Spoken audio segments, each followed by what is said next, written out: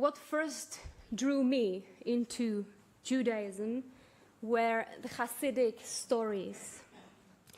Jewish folk tales full of miracles, wonder, and slightly enigmatic truth. They are stories about ordinary people who believed that every moment, no matter how small, can bring you closer to God. And I remember the day I received a collection of Hasidic tales by Martin Buber from my high school philosophy teacher 20 years ago. While reading it, I simply fell in love with the world of those miraculous rabbis and their followers who lived such simple lives in the middle of what is today Ukraine and Poland. These men had almost nothing, and yet they seemed as if they had everything they needed. They lived in poor conditions, with long coats mended 100 times, eating hard cheese and bread, maybe a little bit of fish on Shabbat. Many were illiterate, but their simple, urgent prayers and deeds somehow spoke straight to God's heart. And of course, when I'm looking back today, I see that this was a world that was not for women. It was a world where I would not be welcome.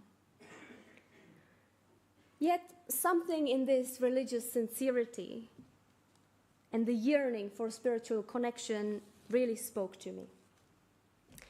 So while my teenage friends and classmates were watching MTV and following the latest trends and celebrities' gossip, I was hanging out with the Baal Shem Tov, with Maggid of Mezrich, and with the seer of Lublin. I admit I was a strange teenager. So tonight, as we prepare to conclude Yom Kippur, I want to take you with me into that world and share a story that can guide us through these final moments of Yom Kippur. It is a story about the urgency of this final hour and about the lifetime that we have been given. A story is told about Rabbi Israel Salanter, who was walking home late on one evening and passed by the window of a shoemaker. He saw the man working diligently, mending shoes by the dim light of a single candle. Rabbi Salanter rebuked the shoemaker, saying, "Why do you allow your work to consume your life so late into the night?" The shoemaker looked up and simply said, "As long as the candle is burning, Rabbi, there is still time to mend." And we can learn from both of these characters. We can learn from the shoemaker and we can learn from the rabbi. So let's look at the shoemaker first. He's consumed by his work. He's in the flow, as we say these days. He's very focused on the task in front of him. His intense concentration really captures the spirit of Ne'ilah, of this last service on Yom Kippur that we are about to begin. The candle is still burning, and there is time to mend, the shoemaker says. And we too have a little light left, one more chance to look at our lives and begin the work of repair. This coming hour, the last hour of Yom Kippur, is the hour of the shoemaker, the final stretch, the flickering light. Our eyes are tired from the day, we are hungry, we are thirsty, And we feel the urgency in the air is almost palpable.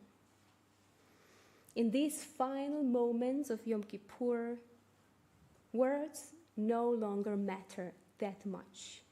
Throughout these past 23 hours, we have said every prayer many, many times. This coming service is no longer about the words. Now it's about the intention and intensity. It's about the flow. If you don't have to know all the prayers or understand every word. You can just bring yourself, your breath, your concentration, your full presence, and that is enough. If you can't read Hebrew, if you can't sing, if you are too tired to speak, let your heart do the work. God meets us where we are, no matter how much candlelight we have left. The gates of heaven are wide open at this time.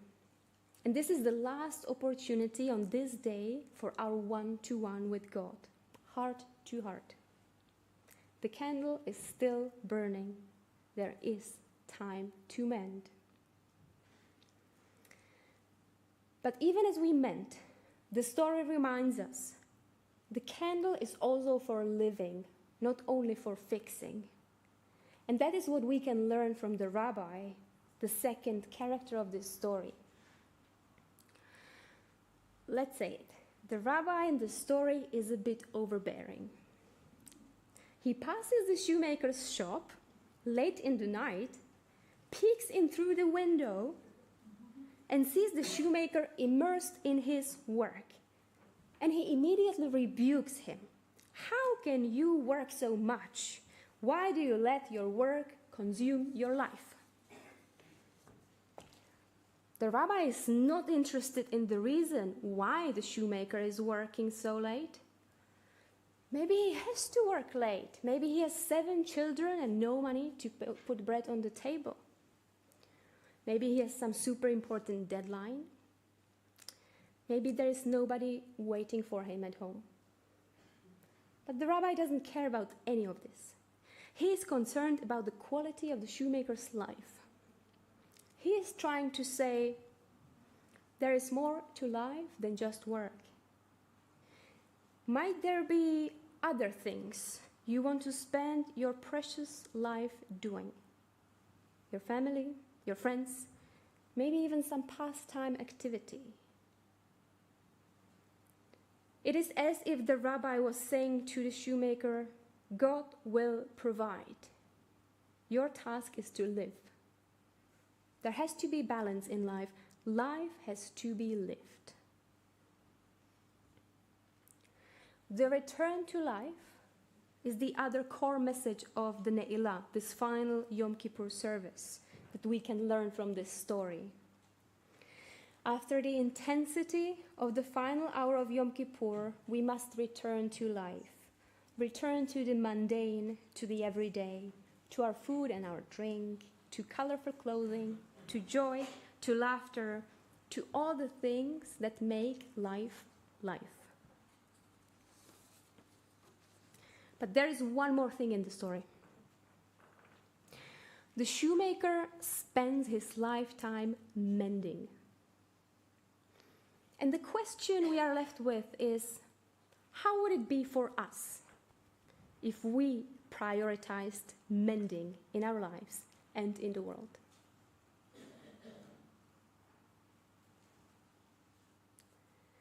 At the end of the Ne'ilah service, I will call out 7 times these Hebrew words.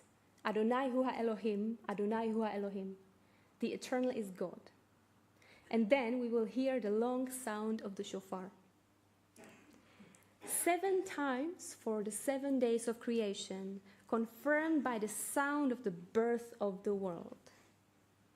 By this act, we will be literally drawn from the spiritual heights and intensity of Yom Kippur back to creation and to life itself. We will return to normality, yet we will all be transformed by our shared Yom Kippur experience. want to invite you to carry the story about the shoemaker with you into this new Jewish year and out into the world that is still being mended. As long as the candle is burning, there is still time to mend. As long as the candle is burning, life has to be lived. And the candle is still burning. Gmar Chatima Tova.